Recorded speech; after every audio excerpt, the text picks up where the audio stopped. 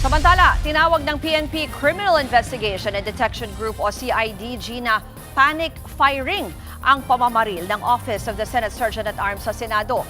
Dahil dyan, inirekomenda na nilang sampahan ng mga kasong kriminal ang 3 tauhan ng OSAA, kabilang si Mau Aplasca. At para po sa detalye live mula sa Camp Crame sa Quezon City, may Express Report si Mon Gualvez. Mon, ano-ano ba itong isinampang kaso at ano ba daw ang basihan?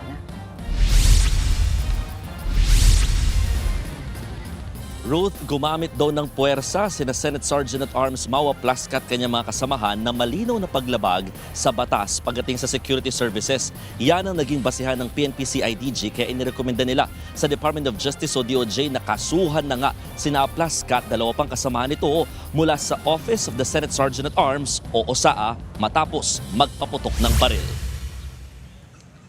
Sa investigasyon ng CIDG, nakitaan na gumamit ng puwersa sina Aplasca na malinaw na paglabag sa tinatawag na Rules of Engagement base na rin sa nakasaad sa Implementing Rules and Regulation ng Republic Act 1197 o yung Private Security Services Industry Act.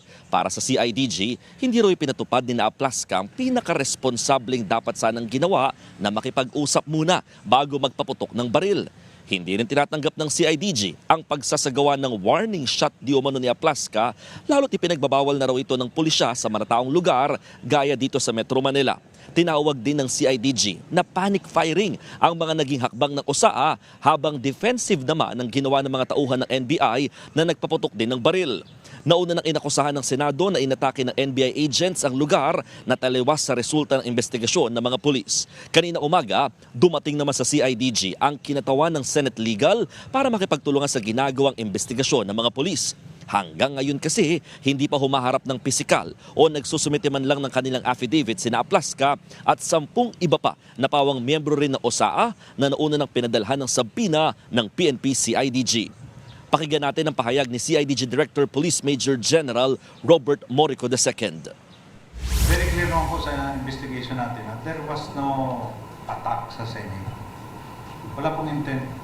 In fact, if there is really a perceived na attack na ongoing, we can ask the same OSAA, bakit nila inabandon yung lugar after na magkaroon ng shooting. Yung paggamit po ng baril ng OSAA is covered on Private Security Services Act, wherein there are 6 stages na kailangan nila munang i-observe before the use ng lethal force. Ruth, sabi din ng CIDG na isuko naman na ni Aplasca ang kanyang 9mm Scorpion pistol matapos din ipasabpina ng pulisya.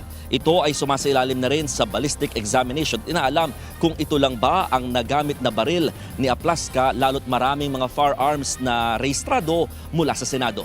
Ruth? Mon, linawin ko lang kasi yung kaninang sinasabi ng police official na parang binabanggit yung Private Securities Act. Ano ba yung eksakto na paglabag dyan or yung eksaktong reklamo? Yes, Ruth, nagkaroon daw ng hindi tamang pagsunod dito sa Security Services Act na binabanggit, no? And to quote, ito yung pinakasinabi nila na the action of OSAA personnel are contrary to the rules of engagement na binabanggit nga dito sa sinasabing Security Services Act or Private Security Services Act.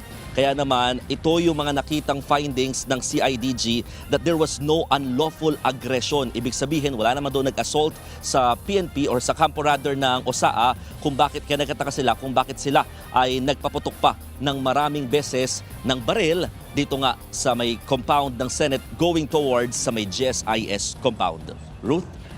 May sinabi din ba ang CIDG naman doon sa panig ng NBI kung meron ba silang mga paglabag or may dapat bang managot?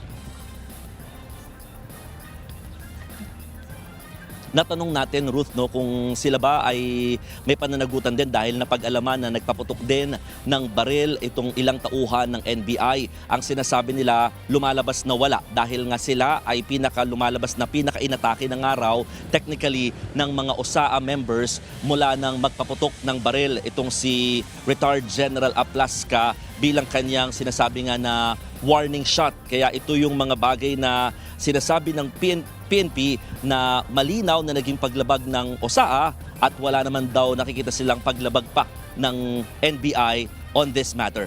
Ruth? Yan po ang Express Report ni Mon Gualvez. Mga kapatid, Ruth Cabalpo, para sa mabilis na pasada ng mga balitang dapat niyong malaman, mag-follow at mag-subscribe sa social media pages ng News 5.